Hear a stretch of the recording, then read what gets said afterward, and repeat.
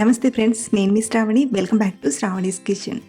ఈరోజు మన కిచెన్లో రుచికరమైన వెజిటేబుల్ పులావ్ని ఈ వీడియోలో మీతో షేర్ చేసుకోబోతున్నానండి. పండుగలప్పుడు ఇంట్లోనే మంచి విందు భోజనాన్ని చేయాలన్నా లేదా ఇంటికి చుట్టాలు వచ్చినప్పుడు ఇలా వెజ్ పులావ్ రైస్ చేసామంటే పర్ఫెక్ట్గా ఉంటుంది. అంతేకాదు వన భోజనాలకి కూడా ఇలా చేసుకున్నామంటే కొసరి కొసరి వడ్డించుకుని మరీ తింటారు. మరి ఇలా మన స్పెషల్ డేస్లో మంచి స్పెషల్ రుచినిచ్చే ఈ వెజిటేబుల్ పులావ్ని ఎలా చేయాలో ఇప్పుడు చూసేద్దాం రండి. ముందుగా రైస్ని కడిగి నానబెట్టడానికి ఒక గిన్నెలోకి 2 కప్పుల బాస్మతి రైస్ని తీసుకోండి. వేడి వైస్ ఇక్కడ నేను 400 గ్రాముల వరకు బియ్యం తీసుకున్నానండి. సో ఇలా తీసుకున్న బియ్యాన్ని ముందుగా ఒక 2 సార్లు బాగా కడిగి మళ్ళీ నీళ్ళను తీసుకుని 20-30 నిమిషాల పాటు నానబెట్టండి. ఈ బియ్యం నానేలోగా మనం వెజిటేబుల్ పులావ్లో వేసేవి కట్ చేసుకుంటే సరిపోతుంది. ఇంతకీ మనం ఏమేమి కట్ చేసి తీసుకోవాలంటే, ఒక పెద్ద ఆలుగడ్డను ఇలా కొంచెం పెద్ద సైజులోనే కట్ చేసి ఇవి నల్లగా అవ్వకుండా ఇలా నీళ్ళలోకి తీసుకొని పక్కనుంచేయండి. వీటితో పాటే 7-8 కట్ చేసిన బీన్స్ ముక్కల్ని, పావు కప్పు బఠానీ, అలాగే పావు కప్పు క్యారెట్, మరీ చిన్నగా కాకుండా ఈ వీడియో క్లిప్లో చూపిస్తున్నట్టుగా కొంచెం పెద్దగానే కట్ చేయండి. అలాగే ఒక టమాటాను కూడా ఇలా కట్ చేసుకున్నాక మన బేస్ ఐటమ్స్ వచ్చేసి ఉల్లిపాయ, ఒక మీడియం సైజ్ ఉల్లిపాయని తీసుకొని ఇలా సన్నగా కట్ చేయండి. అలాగే ఫ్రెష్గా దంచిన ఒక టేబుల్ స్పూన్ అల్లం వెల్లుల్లి పేస్ట్ని, 4-5 పచ్చిమిరపకాయలని ఇలా పొడుగా కట్ చేసి తీసుకోండి. ఇవన్నీ కట్ చేసేసరికి రైస్ కూడా నానిపోతాయి. ఇప్పుడు రైస్ వండడానికి ఇక్కడ నేను కుక్కర్లో ప్రిపేర్ చేస్తున్నాను. మీరు కావాలంటే సేమ్ ప్రాసెస్తో గిన్నెలో అయినా చేయొచ్చు. ముందుగా ఇందులోకి ఒక 2 టేబుల్ స్పూన్ల నెయ్యిని, మరో 2 టేబుల్ స్పూన్ల నూనెని తీసుకోండి. పులావ్లో నెయ్యి ఫ్లేవర్ అనేది చాలా బాగుంటుందండి. మీరు కావాలంటే మొత్తం నెయ్యితో అయినా చేయొచ్చు, లేదా నూనెతో అయినా చేసుకోవచ్చు. ఇందులోకి ఒక 2 టేబుల్ స్పూన్ల జీడిపప్పు పలుకుల్ని తీసుకొని కొంచెం ఎర్రగా అయ్యేంత వరకు ఫ్రై చేయండి. పులావ్లో ఇలా మనం కొంచెం జీడిపప్పును ఫ్రై చేసి వేస్తే ఆ స్పెషల్ టేస్ట్తో అక్కడక్కడ తలుగుతూ చాలా బాగా అనిపిస్తుంది. సో ఇలా కొంచెం ఎరుపు రంగులోకి వచ్చేంత వరకు ఫ్రై చేసి ఒక గిన్నెలోకి తీసుకొని పక్కన ఉంచేయండి. ఇప్పుడు ఇందులోకి ఒక 2-3 బిర్యానీ ఆకుల్ని, ఒక 4-5 లవంగాలను, ఒక 3 యాలక్కులను డైరెక్ట్గా అలాగే వేయకుండా కొంచెం చితగ్గొట్టి తీసుకోండి. చిన్న దాల్చిన చెక్క ముక్కను, 2 స్టార్ అనైసా, 2 మరాఠీ మొగ్గలు, కొంచెం జాపత్రి, కొంచెం బగర పువ్వును తీసుకోండి. 1 టీ స్పూన్ సాజీరాను, 1/2 టీ స్పూన్ జీలకర్రను తీసుకోండి. ఆశీర్వాద్ వారి దగ్గర చాలా రకాల మసాలాస్ ఉన్నాయి. నేను చేసే వంటల్లో ఆశీర్వాద్ మసాలాలను వాడతాను.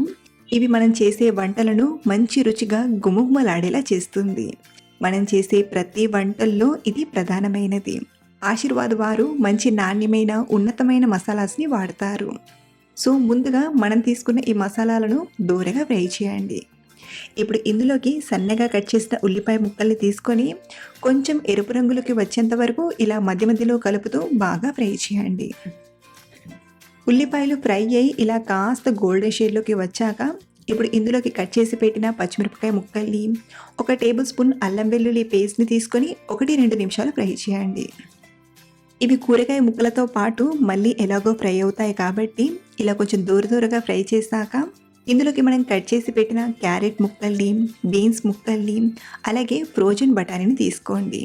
మీరు నార్మల్ బఠానీ వాడుతున్నట్లయితే సగం వరకు ఉడకబెట్టి తీసుకోండి. అలాగే బంగాళదుంప ముక్కల్ని, టమాటా ముక్కల్ని తీసుకొని మంటను హై ఫ్లేమ్లో పెట్టి ఒక 2 నిమిషాలు కలుపుతూ ఫ్రై చేయండి. ఇలా ఫ్రై చేయడం వలన ఆయిల్లో ఈ కూరగాయ ముక్కలన్నీ కూడా చక్కగా ఫ్రై అవుతాయి.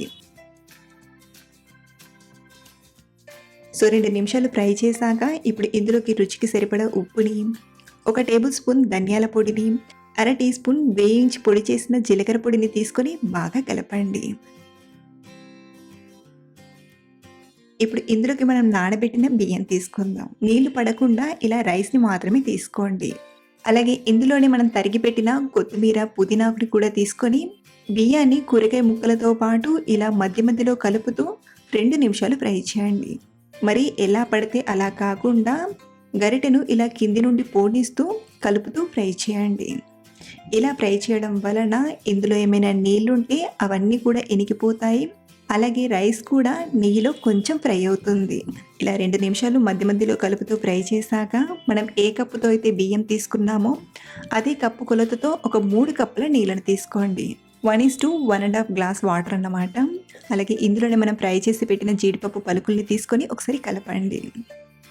చివరిగా మనకు ఉప్పు సరిపోయిందో లేదో కొంచెం టేస్ట్ చేసి ఇన్ కేస్ మీకు తగ్గినట్టు అనిపిస్తే కొంచెం తీసుకొని ఉడికిస్తే సరిపోతుంది.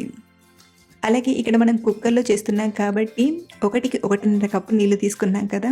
అదే మీరు గిన్నెలో చేస్తున్నట్లయితే 1కి 2 కప్పుల నీళ్ళని తీసుకుంటే సరిపోతుంది. ఇప్పుడు కుక్కర్ మూతకున్న విజిల్‌ని రబ్బర్‌ని పెట్టి క్లోజ్ చేసి హై ఫ్లేమ్‌లో ఒక విజిల్ చేయండి. ఏంటి ఒక్క విజిల్‌కే ఉడుకుతుందా అంటే ఇక్కడ మనం బాస్మతి రైస్‌ని వాడుతున్నాం కాబట్టి ఒక్క విజిల్ వచ్చేంత వరకే ఉడికించాలి. ఆ తర్వాత మనం ఫాలో అవ్వాల్సిన ఇంకొక చిన్న టెక్నిక్ కూడా ఉంది. ముందుగా ఒక విజిల్ చేసి స్టవ్ ఆఫ్ చేసేయండి. ఇప్పుడు విజిల్‌లోని గాలంతా పోయాక మూత తీసి రైస్‌ని కింది నుండి పైకి ఒకసారి టర్న్ చేస్తూ కలపండి. మరీ ఎక్కువగా కలపకుండా స్లోగా ఇలా అంతా కలిసేలా ఒకసారి కలిపి ఒక 5-10 నిమిషాలు ఇలాగే వదిలేసామంటే రైస్‌లో ఏమైనా తేమ ఉంటే అదంతా కూడా చక్కగా పట్టి పొడి పొడిగా పర్ఫెక్ట్‌గా తయారవుతుంది.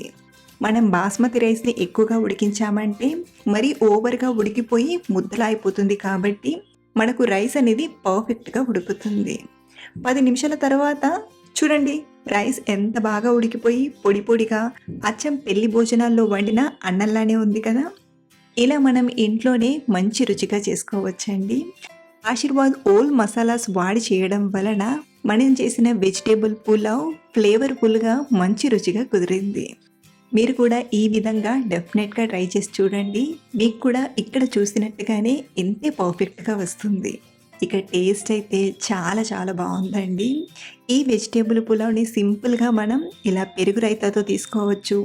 లేదా ఆలు కుర్మా, మసాలా కర్రీ, షేర్వాతో తీసుకున్నా చాలా చాలా బావుంటుంది. ఈ పులావ్‌కి మంచి రుచిగా తినే కర్రీ లింక్స్ అన్నీ కూడా డిస్క్రిప్షన్‌లో పెడతాను. ఒకసారి చూడండి. Thank you for watching.